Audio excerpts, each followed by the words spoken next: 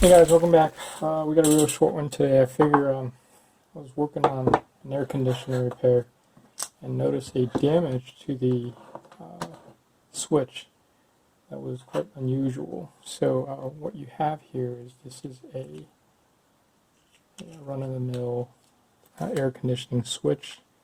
What happens is you got a solenoid down here and the 24 volt low voltage will engage and pull the switch down. Here we go, okay.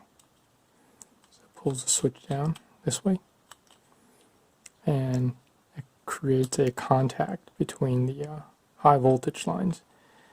Now, this one was broken and the AC wouldn't work because of a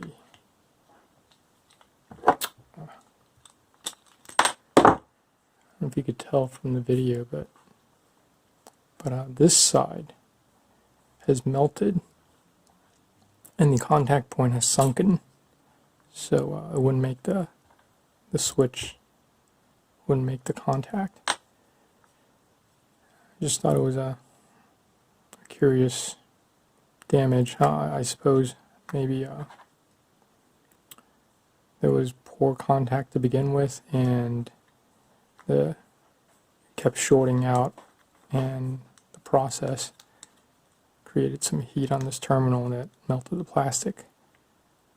Anyway, hope that helps you. It's an unusual repair, but it's a relatively easy one to knock out. Alright, good luck.